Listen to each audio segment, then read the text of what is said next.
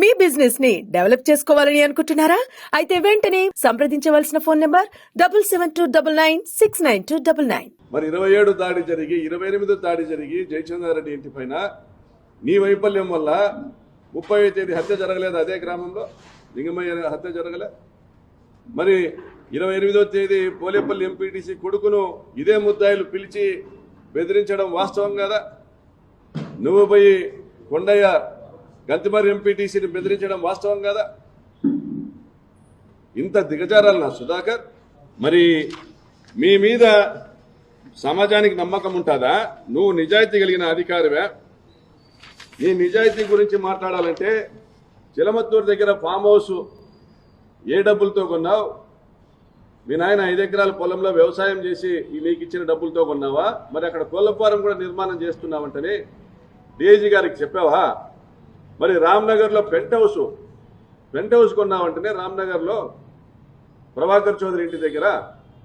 మరి అది కూడా 5 ఎకరాల వ్యవసాయంలోనే వచ్చిందా? డీఐజీ గారికి చెప్పి కొన్నావా? మరి డస్టర్ కారు కొన్నావంటనే. మరి కర్నూలు దగ్గర నీ బంధువుల పేరుతో ఒక అపార్ట్మెంట్ కూడా కొన్నావంట కదా సుధాకర్?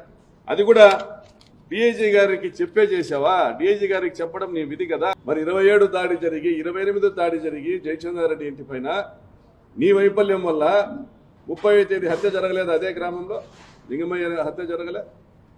మరి 28వ తేదీ పోలేపల్లి ఎంపీటీసీ కొడుకును ఇదే ముద్దాయిలు పిలిచి బెదిరించడం వాస్తవం కదా?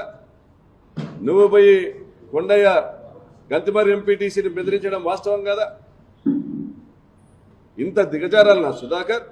మరి మీ మీద సమాజానికి నమ్మకం ఉంటుందా? నువ్వు నిజాయితీ కలిగిన అధికారివే. నీ నిజాయితీ గురించి మాట్లాడాలంటే చిలమత్తూరు దగ్గర ఫామ్ హౌస్ ఏ డబ్బులతో కొన్నావు? మీ నాయన 5 ఎకరాల పొలంలో వ్యవసాయం చేసి నీకు ఇచ్చిన డబ్బులతో కొన్నావా? మరి అక్కడ కోళ్ల ఫారం కూడా నిర్మాణం చేస్తున్నావంటని డీఐజీ గారికి చెప్పావా? మరి రామ్నగర్లో పెంట్ హౌస్ కొన్నావంటనే రామ్నగర్లో ప్రభాకర్ చౌదరి ఇంటి దగ్గర. మరి అది కూడా 5 ఎకరాల వ్యవసాయంలోనే వచ్చిందా? డీఐజీ గారికి చెప్పి కొన్నావా? మరి డస్టర్ కారు కొన్నావంటనే. మరి కర్నూలు దగ్గర నీ బంధువుల పేరుతో ఒక అపార్ట్మెంట్ కూడా కొన్నావంట కదా సుధాకర్? అది కూడా డీఐజీ గారికి చెప్పే చేసావా? డీఐజీ గారికి చెప్పడం నీ విధి కదా?